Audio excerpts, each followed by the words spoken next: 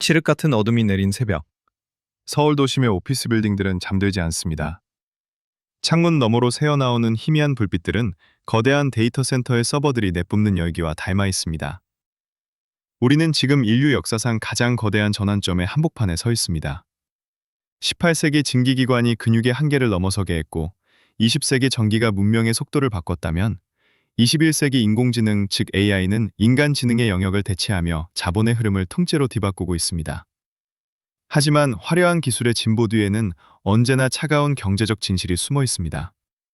수많은 기업이 AI를 외치고 천문학적인 자금이 나스닥과 코스피를 오가며 요동치고 있지만 냉정하게 자본의 궤적을 추적해보면 승자는 극소수에 불과하다는 것을 알 수 있습니다.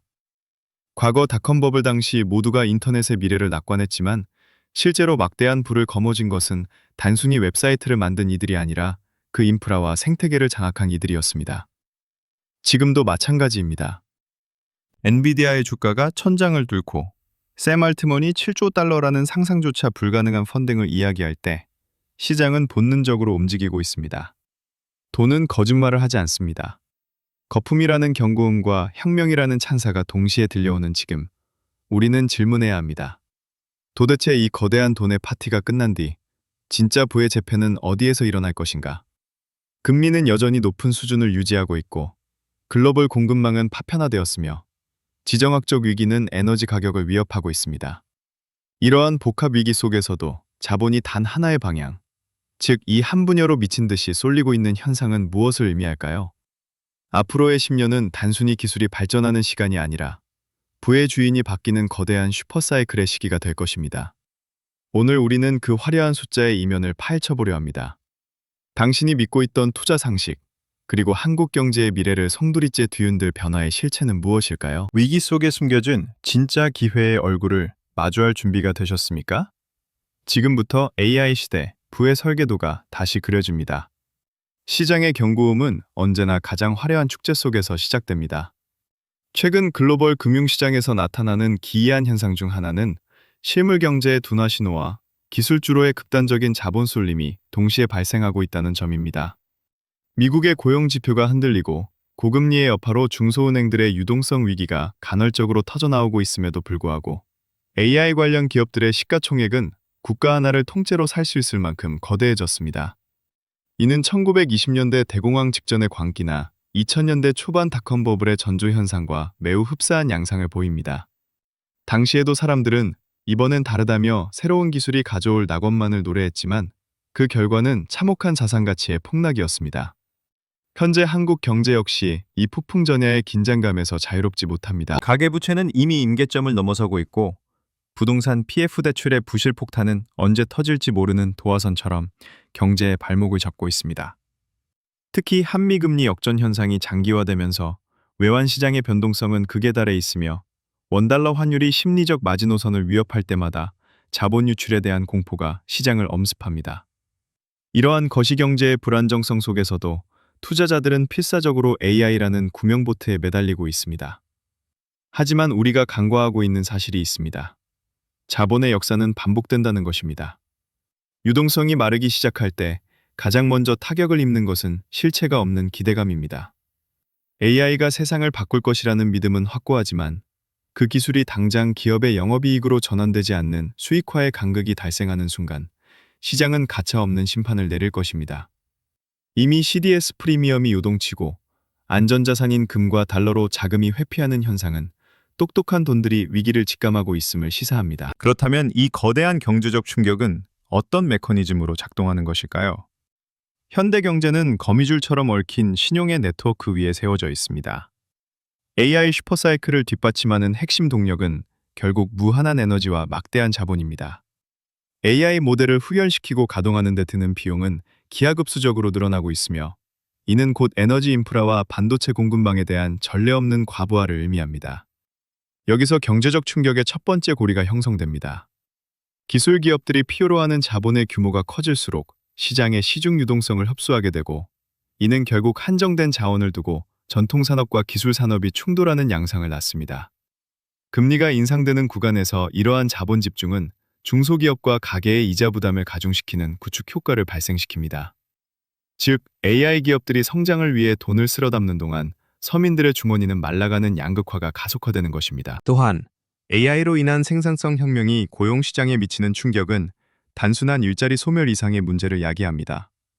화이트 칼라 직종의 업무 효율이 급격히 높아지면서 발생하는 노동 가치의 하락은 소비 위축으로 이어지고, 이는 다시 기업의 실적 악화라는 부메랑이 되어 돌아옵니다. 공급은 넘쳐나는데 수요가 따라가지 못하는 디플레이션의 늪, 혹은 에너지 가격 폭등으로 인한 스태그플레이션의 위험이 AI라는 이름 뒤에 도사리고 있습니다. 우리는 지금 기술적 진보가 경제적 재앙으로 병모할 수 있는 임계점에 서 있습니다.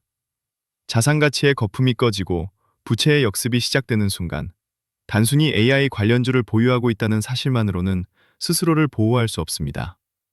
돈의 흐름이 어디로 이동하고 있는지, 그 근본적인 에너지가 어디서 나오는지 이해하지 못한다면 다가올 10년은 축복이 아닌 가혹한 생존의 기록이 될 것입니다.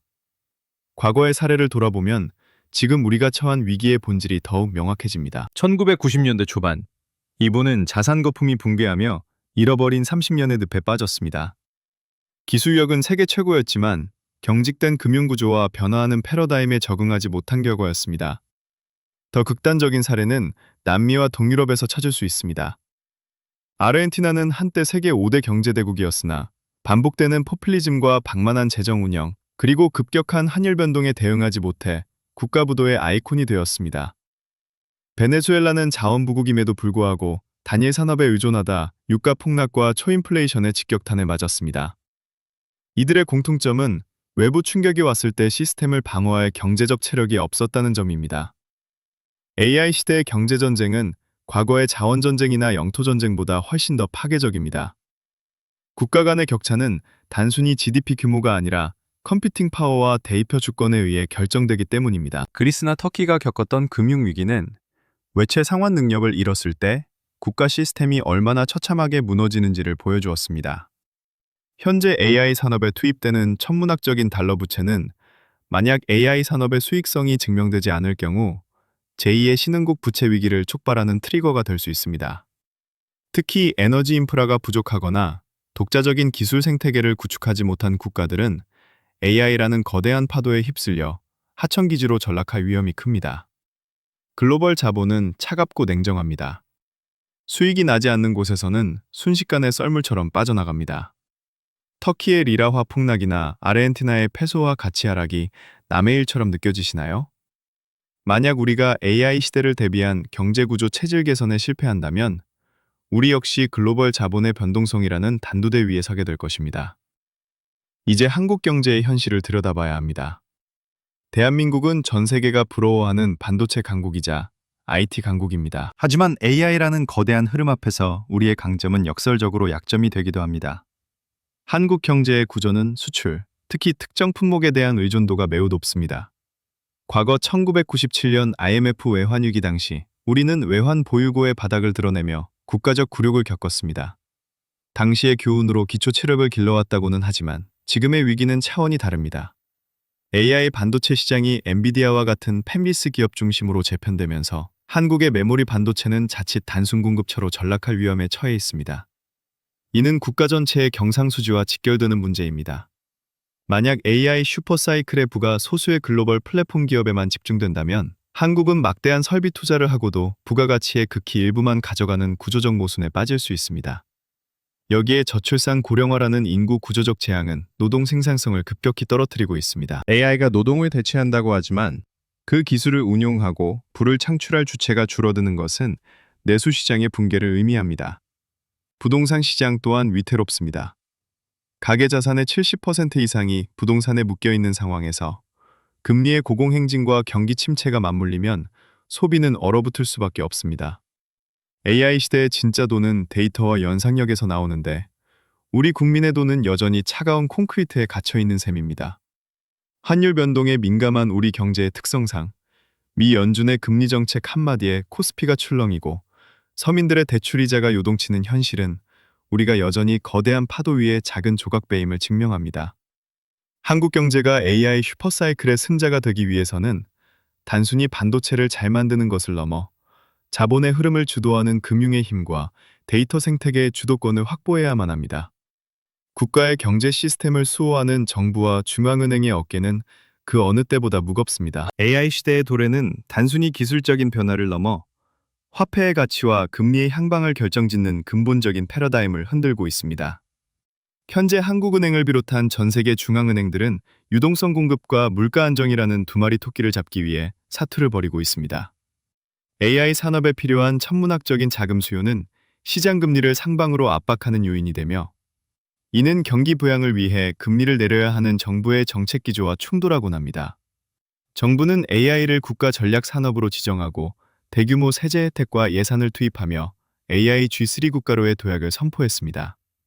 하지만 이러한 재정 투입이 실제 생산성 향상으로 이어지지 못하고 특정 기업의 주가 부양에만 그친다면, 이는 고스란히 국가 부채의 증폭과 미래 세대의 부담으로 돌아오게 됩니다. 특히 중앙은행이 우려하는 지점은 자본의 편중 현상입니다. 시중 자금이 AI 관련 기술주와 특정 자산으로만 쏠리면서 전통적인 중소기업과 자영업자들은 자금난에 허덕이는 유동성 불균형이 심화되고 있습니다. 만약 여기서 중앙은행이 속도 조절에 실패하여 금리를 급격히 변동시킨다면 가계부채라는 한국 경제의 뇌관이 터질 수 있다는 공포가 상존합니다.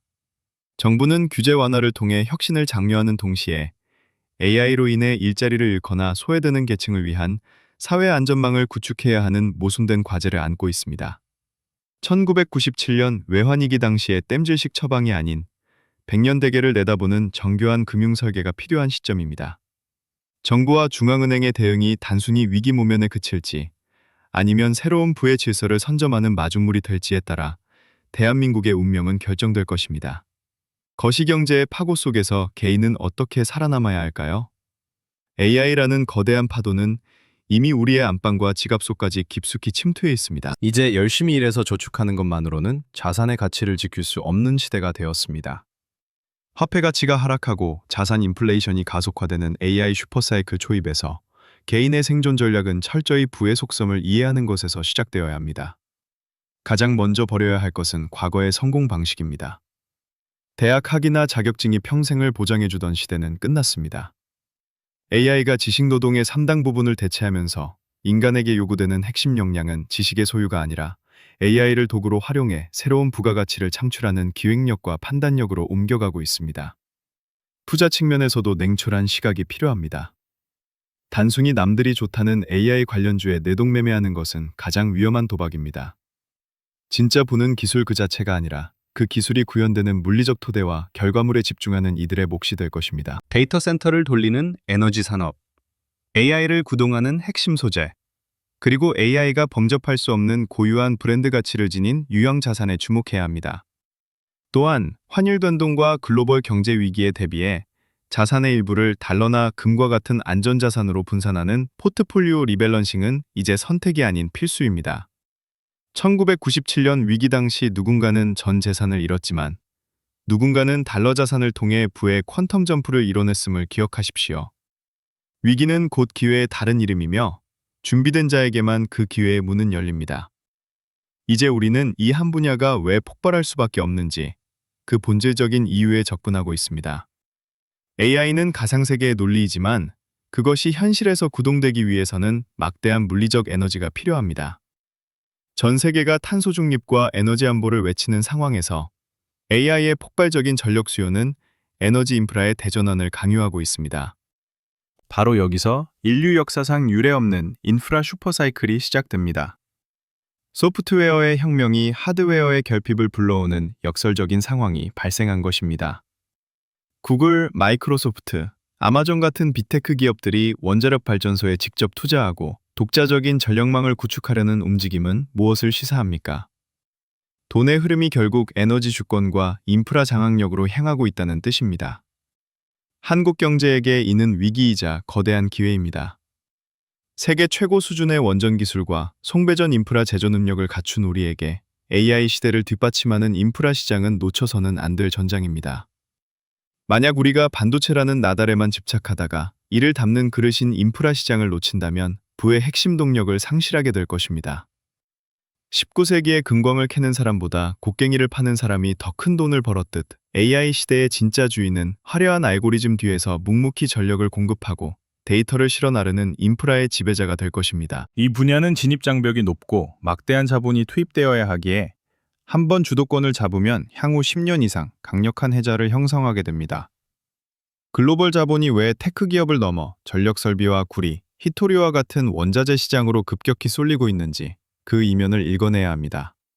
다큐멘터리의 전반부를 마무리하며 우리는 한 가지 진실에 도달합니다. 기술은 우리를 편리하게 만들지만 자본은 우리를 줄 세운다는 사실입니다. AI가 가져올 유토피아에 대한 환상에서 벗어나 그것이 초래할 차가운 경제적 역학관계를 직시해야 합니다. 지난 수십 년간 우리가 믿어왔던 경제적 질서는 이제 해체되고 있습니다. 저금리와 무한 유동성의 시대는 가고 자원과 인프라를 가진 자가 룰을 정하는 신냉전적 기술 경제 시대가 열렸습니다. 아르헨티나와 베네수엘라의 몰락이 보여준 교훈은 자명합니다. 변화의 흐름을 타지 못한 채 과거의 유산에 안주하는 국가와 개인에게 미래는 가혹할 뿐입니다. 하지만 공포에 질릴 필요는 없습니다. 경제 지표를 읽는 눈을 기르고 자본의 생리를 이해하며 기술의 화려함 속에 감춰진 부의 실체를 쫓는다면 당신은 이 거대한 슈퍼사이클의 파도를 타고 도약할 수 있습니다. 한국 경제 역시 기로에 서 있습니다. 외환 위기를 극복했던 저력과 IT 강국의 DNA를 바탕으로 이제는 AI라는 엔진의 에너지와 인프라라는 날개를 달아야 합니다. 정부의 정책과 기업의 투자, 그리고 개인의 지혜가 한데 모일 때 비로소 우리는 부의 재편 과정에서 승자의 자리를 차지할 수 있을 것입니다. 여정은 이제 막 시작되었습니다. 다음 파트에서는 본격적으로 이 한 분야의 구체적인 실체와 그 안에서 벌어지는 치열한 자본의 암투를 추적해 보겠습니다. 앞으로의 10년, 당신의 자산 지도는 어떻게 그려질까요? 그 해답은 기술에 넘어 돈이 흐르는 길목에 있습니다.